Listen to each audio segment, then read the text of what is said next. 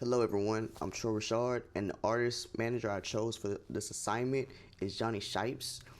Before Shipes was an artist manager, he cleaned pools and began DJing at local nightclubs. He then started engineering and producing for upcoming artists. Jonny knew he wanted to be an artist manager at the age of 18.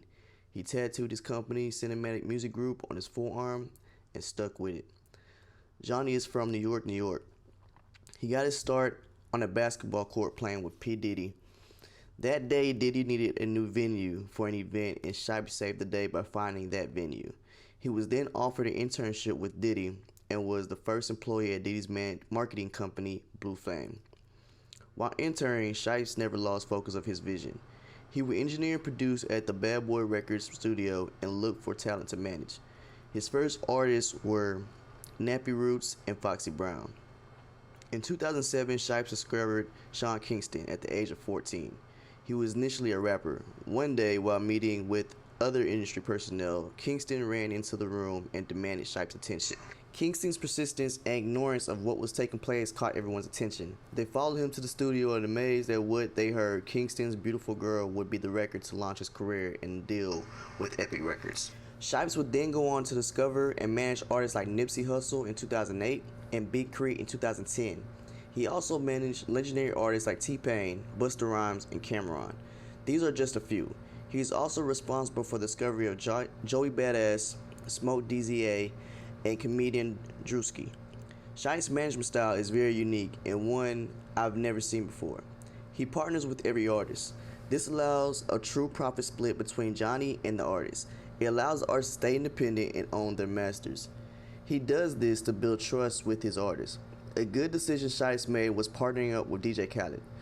He's worked with Khaled on different projects pertaining to the artists he managed. Another decision he is proud of is staying independent, which brings us to what he considered a bad decision. Jonny believed that it was a bad decision signing to and working with major labels. He brought Big Crit to a major label and was aggravated at the results. Sometimes major labels don't know what to do with an artist and the results are not what you expect.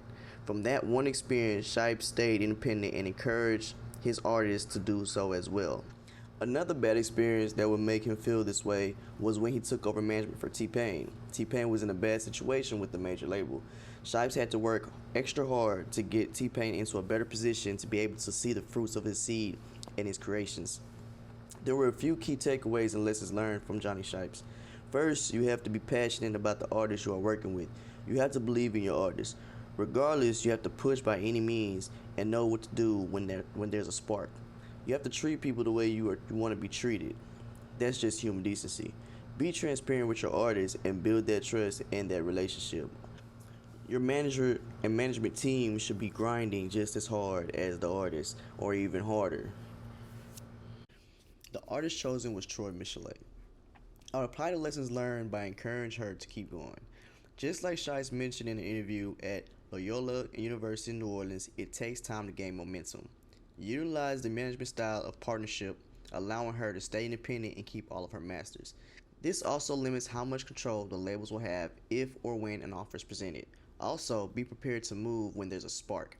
Keep that momentum going and be consistent with similar music that created the spark to keep the fans interested. Sometimes artists will gain the traction and fall off because the follow-up was completely different and oftentimes turn people off. Now, a few words from Jonny Shipes on finding Nipsey Hussle on MySpace and utilizing Flip De Niro's viral success. The golden era of hip hop, in my opinion, was when I was like growing up. So Nas, Jay, Big, Snoop. And I said to Felly, I was like, bro, like, this is the hottest shit in LA right now. This can't be it. Like, no disrespect to Hot Dollar, it was just like decent music.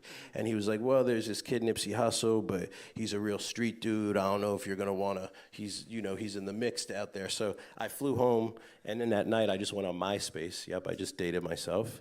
And I looked him up, and he had like one song on there, this song called Bullets Ain't Got No Names. And I was like, yo, this is fucking incredible. You know, I named my company Cinematic because when you think of whoever your guys' favorite artists are in here, like if you close your eyes and just like listen to the music, they're gonna paint a picture for you. You know what I mean? Like, and it's cinematic, it's visual. So I listened to Bullets Ain't Got No Names, and I felt like I was on 60th and Crenshaw with him, like, you know, experiencing that. So immediately I flew back out there, signed Nip, and that was when I had my major label deal. So we got Nipsey super bubbling, people going nuts. We put out the first 3 volumes of Bullets Ain't Got No Names, and then when it got on the radar of like the higher ups at Epic, they called me into this meeting. I'll never forget this shit. And it was like this woman from London who was the president at the time, and she's like, right, well, we fucking love Nipsey. We want to put him in with all these awesome dance producers from the UK. And I was like, what? I was like, he's a street artist from LA. Like, you don't even know what you're talking about right now.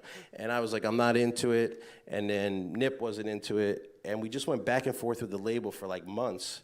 Meanwhile, I'm like, yo, let's put out an album. He's like, this was before Kendrick and everything. You know, people were really excited about what we had going on, and the label just didn't understand. The music speaks for itself, meaning you sign that artist and you're like, all right, this kid is fire. Let's use Flip De Niro as an example because he's a really good one, because he's just blowing up now, but I've been developing him for 2+ years. You know, I believe that he had the ability to get to this level, but, you know, you never necessarily know whether you're right or not.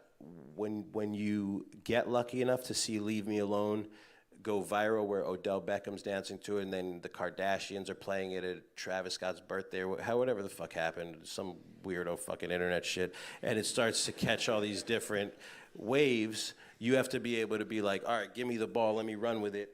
Digital team, you know, all out, you know, manslaughter on fucking the rest of the world to push it out, you know what I mean? I don't know that there's like a difficult part to it. I think you just have to, like steady yourself, you know what I'm saying? I have some young kids signed to me right now, they're like 17 and 18, right? And they've been signed to me for a year.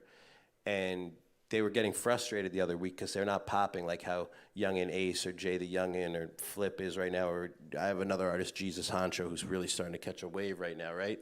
And they came to me and they were like, yo, like, you know, what are we doing wrong? I don't get it. Why aren't we bigger? And I explained to them, like, this is a process. You know what I mean? You put out a first project and you see where the pocket of fans are. You know what I mean? You see, like, who actually cares about your craft. And then you dive deeper into that. And then eventually something's going to happen that if you know, the luck is on your side for that particular artist, that you take and you run with. Thank you.